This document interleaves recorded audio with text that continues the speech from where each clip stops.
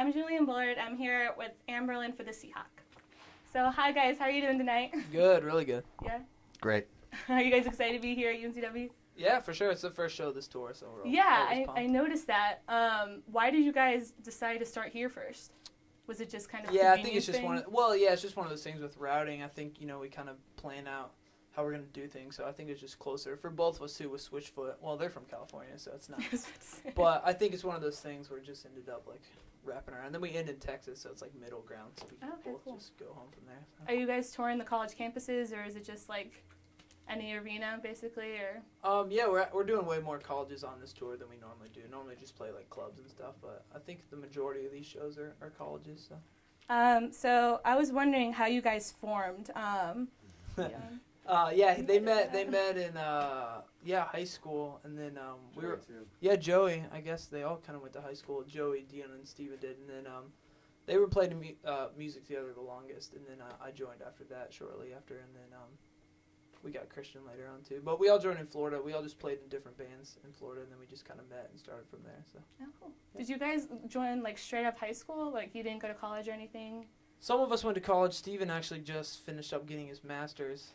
And then Dion, I think, got his associates or something like that. But they're the only two. But yeah, we've been playing together since. I dropped out my senior year. Did you? That's good. Do you feel like you missed anything by kind of doing your music I thing? always wanted to do music, and at the time my band got signed my senior year, and so Oh my God. Before I was in Anberlin, and then started touring, and then have been doing it ever since. Yeah. That's awesome. I finished high school. That's it. I got my diploma. And you guys are from Florida, right? Yeah. Well, he's from Seattle. Originally. Yeah, but we started in Florida. Like I was saying, just the four of us, and then now we all live all over the place. But yeah, it kind of started in Florida. He's from Seattle, so. Cool. Your last album, "Dark Is the Way, Light Is the Place," was released last September. Have you guys made any music since then, or are you just kind of promoting this last album? Or? I mean,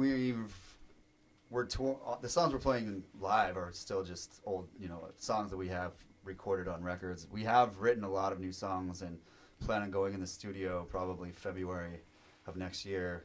And we actually practiced a new one to play live. We just haven't played it yet because no one really would know it. But we have a lot of new material, and I'm really excited to go in the studio next year and jam out some new songs for sure. Mm-hmm. What album would you guys say it most speaks to college students? Because I feel like that's you guys' like main demographic, like kind of like the OAR, the Anberlin, it's that kind of thing is like what appeals to college students. Which album most appeals to college students? Or maybe even which songs? I mean, probably the newest one.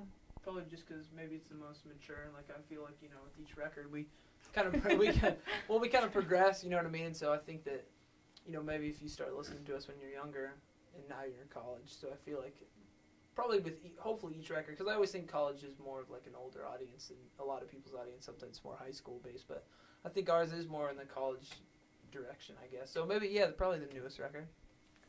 And I was just kind of curious, what inspires you guys songwriting? Like, it's always like a cool question to see what sparks that interest.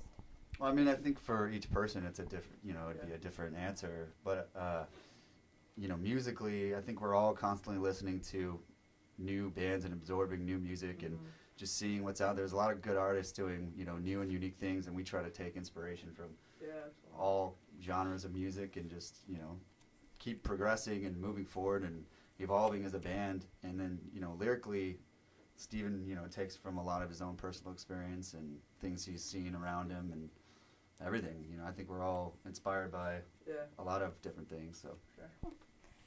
What are your favorite places to play? Australia's really good. We were just there about a month ago. Yeah. We do really well there for some reason. Just from the went there for the first time. Like how long ago was that? 5 years. 5 years ago. We just went for our 7th time. Yeah, that's what we just. Oh wow! How long have you guys been together? 10 years. Yeah. Oh my God. It's a long time. It is. Well, I was just kind of wondering why you guys decided to tour with Switchfoot. Was it just kind of like how it happened, or like just choose them, or did they choose you for a specific reason? Or? We've played a lot of random one-off shows with them, college shows, radio shows, all over the place, and they're just great dudes, and we just really have gotten along with them every time we've ever played a show with them and hung out with them. We've always just been like, man, we should tour together. We should tour together. And it just has never really panned out. And I think we just really finally we're just like we're gonna make this happen. Like we're gonna do a co-headlining tour. Let's do this thing. So that's awesome. Yeah. So the first night that you guys come here, your first start of your tour, the concert sold out. You guys hear that? I did not know that. You didn't? That's good. So yeah, I was just wondering, like, what's it like to play out to a sold out crowd? I mean, and the fact that it's the first show of the tour is awesome. You know, like to start a tour off with a sold out show is rad. But yeah, it's always good. I mean, I feel like we try and play the same, no matter what the crowd is. You know, whether it's a few hundred or 1,000 or whatever. So you know, we just play the way we normally do as best we can. So, but it is exciting for sure. I mean, going out there and knowing that as many people that can fit in the room as possible are there. So it's definitely a good feeling for sure. That's good. And I was also wondering, your families. You guys all have families that are back home, right, in Florida. How hard is that to be away from them when you're on tour for so long? Because you're, like you said, you just came from Australia. Like, you're going all over the country. I mean, it's definitely, there are times where it's hard, you know, but again, I feel like since we've been doing it for so long, it's just, I feel like it's all I know, and I still love it. We all do. I mean, it is kind of crazy that we've been doing it as long as we have, and we all still are just pumped. I mean, we were just home we had off for like 2.5, 3 weeks, and at the start of this tour, I was excited to come back out, so. But yeah, I mean, you definitely miss families a lot. I'm from a huge family, so, you know, all my family still lives back in Tampa in Florida. So yeah, you definitely miss them a ton, but again, we're so thankful to be doing what we're doing, and I wouldn't change it for anything, so I think you kind of just take it for what it is, so.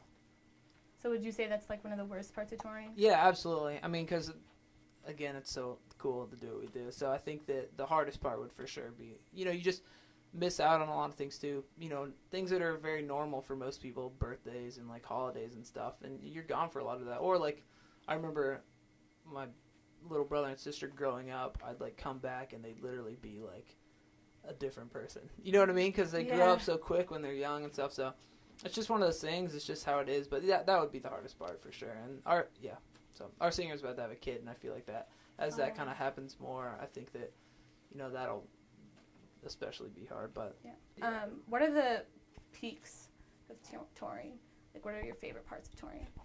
I mean, like he just said, it's a blessing just to be able to do this. You know what I mean? Like, there's people work at this their entire lives and never get to do what we do one time, you know, like be in front of a sold out crowd, you know. And we started, you know, individually and separately, you know, in different bands playing in front of nobody. You know, you'd be stoked if there was 20 people there. You're like, oh my God, you know, you would just be happy to play your local venue. Absolutely. And now we get, you know, we're paid to travel the world and play shows. I mean, it's just an amazing blessing, you know, that people would trade, you know, anything for just a taste of it. And so we just try and keep that in mind and really enjoy every moment. That's really just an amazing blessing for us. Absolutely.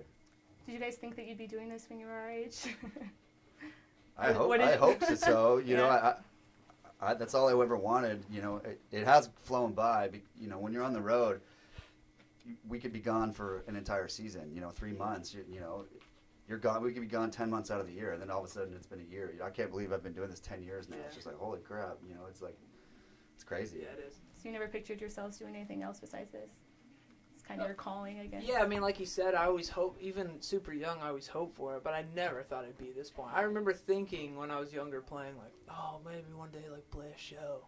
You know what I mean? Like, or I knew people growing up, like the old weather dude that would, like, tell his story about, like, one time he played in front of, like, 600 people. You know what I mean? So it's crazy. I didn't think I'd actually be traveling and doing what I was doing and having this be my living and be as good as it's been. So it's definitely mind-blowing, for sure. Well, are you guys excited for tonight? Yeah, pumped, for sure.